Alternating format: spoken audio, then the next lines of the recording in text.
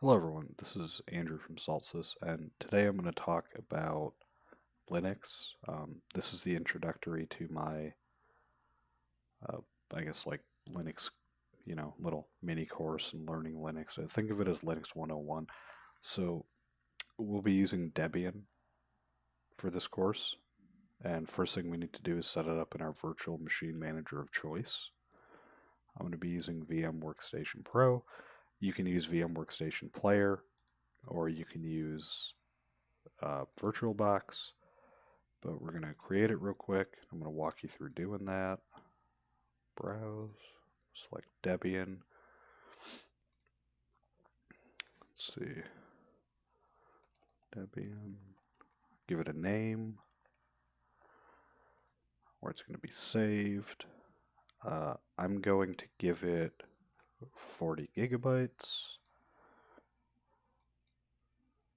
I'm going to customize the hardware. I mean, honestly, 2 gigabytes of memory will actually work for this. So I'm going to leave it at 2. I'm going to up the processor cores though. For network adapter, I'm going to make sure that this is default. Yep, yep, yep. Don't really care about that. And I don't need to. To start, we're not going to install a GUI, so I'm not even going to bother ticking accelerate 3D graphics. Well, actually, you know what? Yeah, I'll tick accelerate 3D graphics. I'll give it 64 megabytes, so I don't have to deal with it later. And we're going to hit finish, and then we are going to be installing Debian now. Make that smaller. There we go. It's going to beep at us. I'm just going to do graphical install.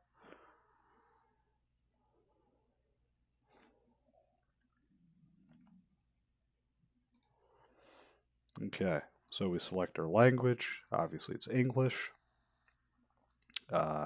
Location, US. Key map to use, American English. It's going to detect and mount the hardware, which is the disk we provided, which is the latest Debian net install disk. It's going to retrieve everything.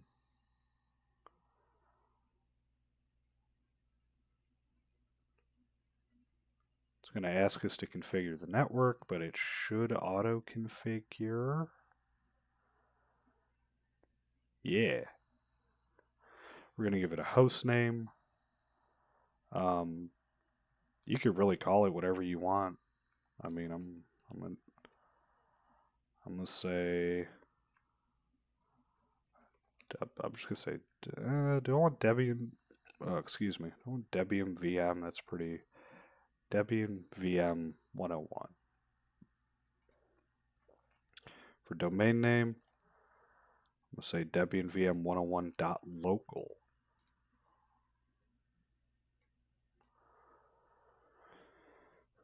Okay. I'm gonna throw in a very generic password since this is a VM. Actually, I'm just gonna do my name. You don't have to actually put in your full name, but if you do, it'll be like, hey, here's your user account, right? I'm going to do a very simple password for that. We select our time zone. It is important to get that correct. Time is very important in computing. And then remember, since we're working with a VM, we're just going to use the entire disk.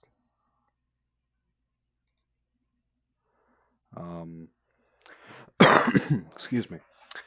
Okay, so for this, I honestly, even in advanced settings, I don't really do separate home partitions. And I also don't do separate home var and temp partitions. I may go into that at a later date. Actually, that'd probably be a good idea if I did. But For right now, we're just going to put all files in one partition, which is all in that virtual drive. And then as you can see, we have our primary partition. This is on our virtual drive though, is going to be 41 gigabytes. It's extension 4 file system mounted there. And then we have a logical partition, that's our swap space.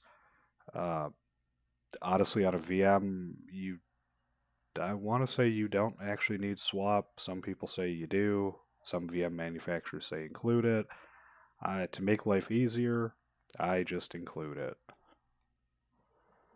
Doesn't hurt anything to have it. All right, we're going to write the changes to disk now. And it's going to install the base system. Then it's going to ask us, should ask us any additional software we want to install. Like if we want graphics, that sort of thing. And we're gonna make some changes here. My goal is to teach you all, anyone watching this, Linux the way I learned it, which I thought was pretty well. We started with a what's known as a CLI or command line interface, no GUI. For half the course, we did tasks on that, learn our way around the system. And then for the other half of the course, we did a graphical user interface. And then realistically, like when we got to the GUI stage, or GUI is graphical user interface, we combined the two. And I personally think that's the best way to learn things.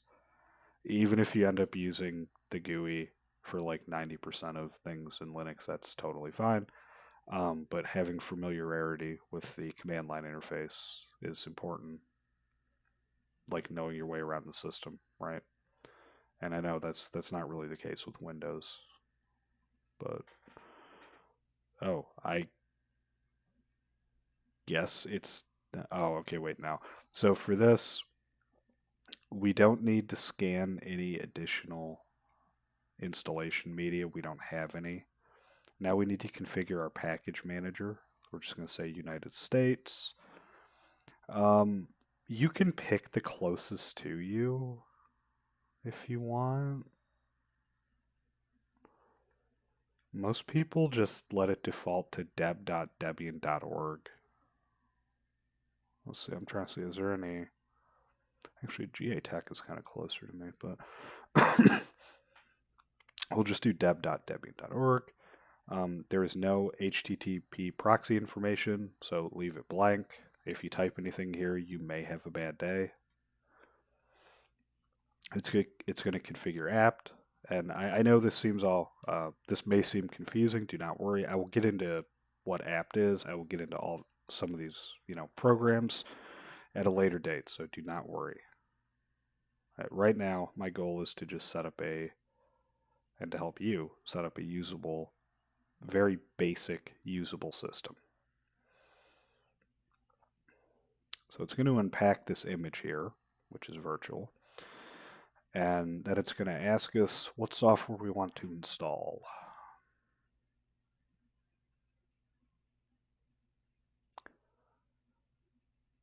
And yeah.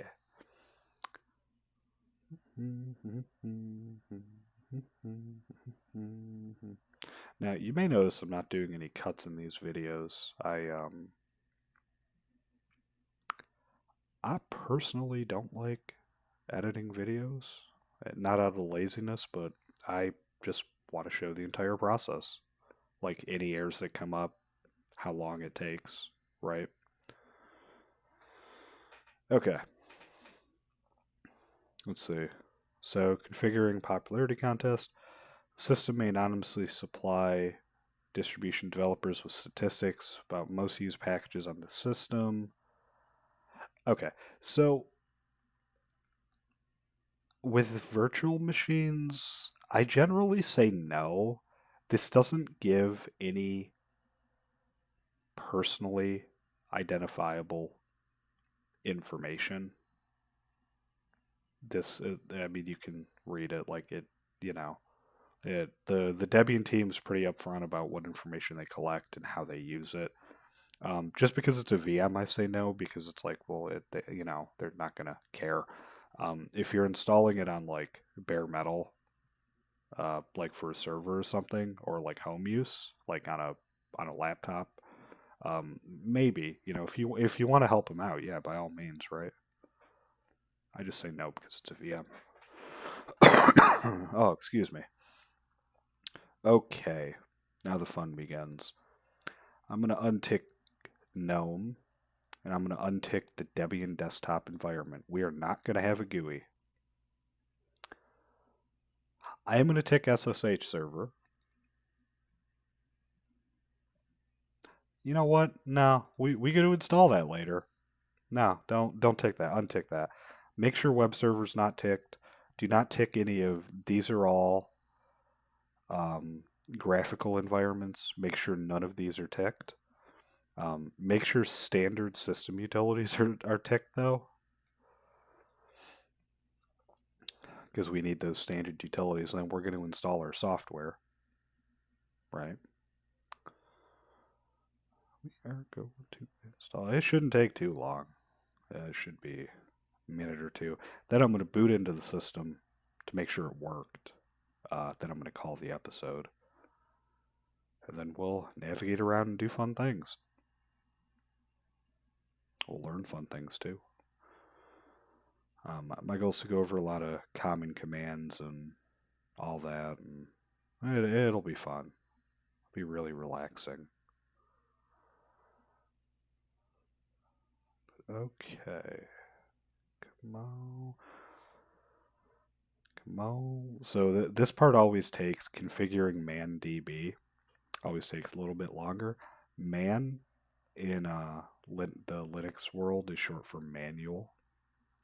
So it's configuring the database of manuals, and we'll get into the man command. That's a very useful command. I've been using Linux for 15 years now, and I still use that command. Okay, so this is the grub bootloader. Pretty scary screen, I guess, if you've ever dual booted a decade or two ago. But if you did that, no, but you may have heard about it from friends or colleagues that it can be scary to work with. It isn't that scary. In this case, since we're using a VM, well, okay, so even if you're using a VM, you need a bootloader, right? But this isn't gonna mess with your physical machine or your when I refer to your physical machine, your host machine, and then when I refer to the VM, I may say the guest operating system or or the virtual machine. But so this bootloader will not mess with your host machine. It's just for the virtual machine or the guest OS. So I'm gonna hit yes, and we're not gonna enter device manually. We're gonna tick /dev/SDA.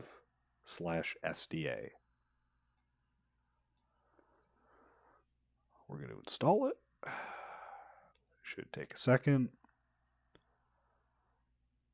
It's finishing up everything.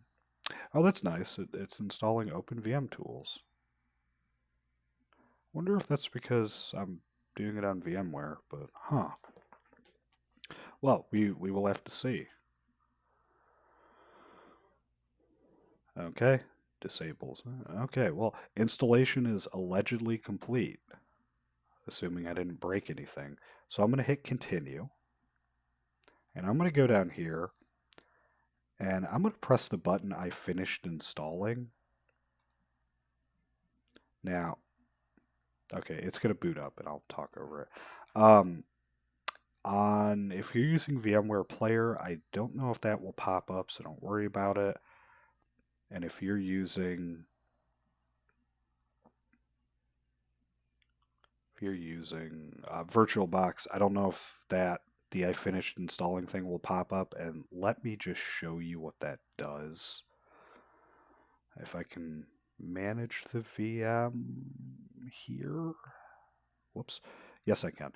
So what that does is if you come down to here, to the CD/DVD the virtual thing. What that does is that takes the installer file and ejects it in air quotes. So you don't have to do that. But if you do have to do it, you can just come here and untick connected and then just hit OK. Okay, so now we have this machine. I'm going to make sure it works, so I'm going to log in. Now, as a special note, you will not see your name. Okay.